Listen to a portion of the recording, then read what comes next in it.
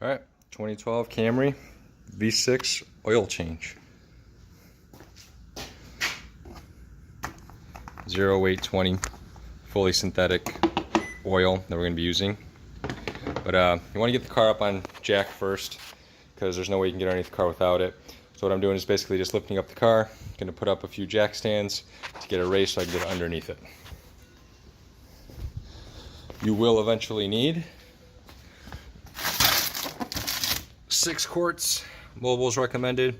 0820, again, fully synthetic oil. I like it, it's one of the best. And again, Honda, Toyota, they pretty much all use that, including GM. You're gonna need an oil filter, like cap wrench. I found this at AutoZone. I believe this was the C when I purchased it. It just fits when you have to unscrew the filter underneath the car there. But most importantly, the oil drain plug is a 14 millimeter.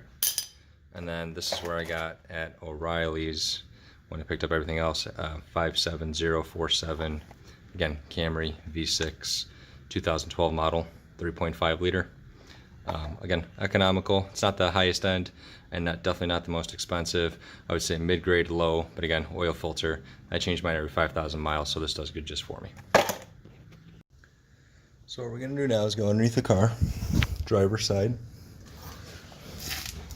Scroll on down here.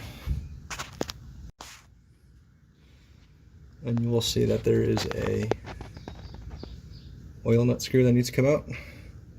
And then here is your oil filter that will be unscrewing.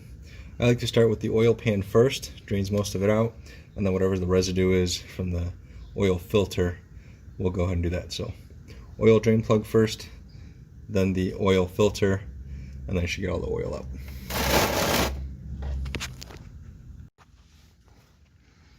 So I just unscrewed the 14 millimeter drain plug.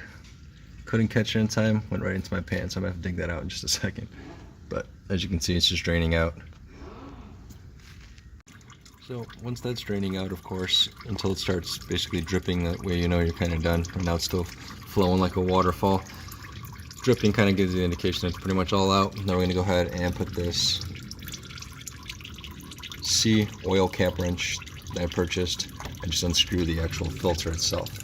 So about to start that.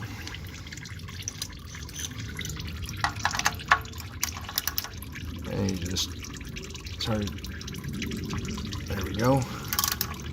Comes off pretty smoothly at this point. Again, usually everything is finger tight here. You generally don't need to over tighten with the tools.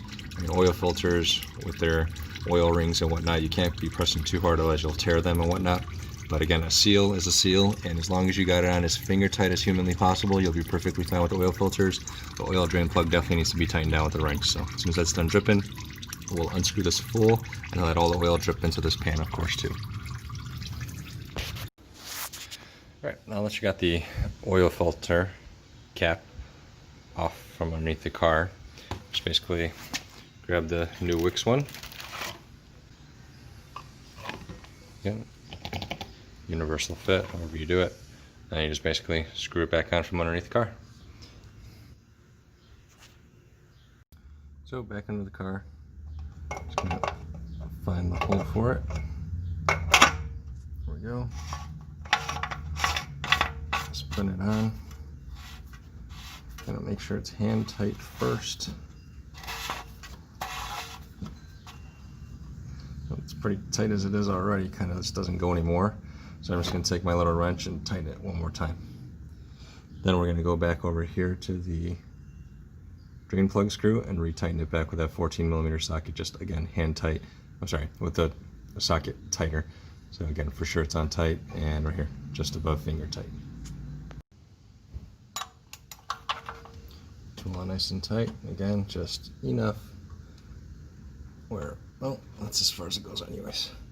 It won't even tighten anymore. That's how you know you got on good. Okay.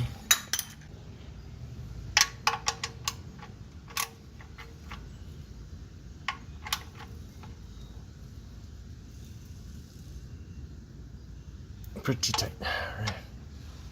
Looks good. Now we go to the top of the car and fill it up with oil. So, top of the car, I'm going to fill it up with 6 quarts of oil.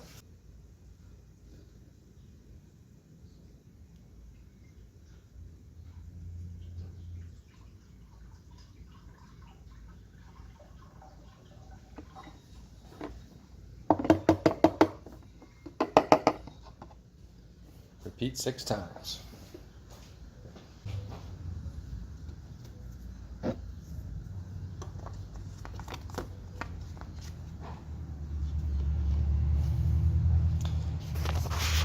now you're all done.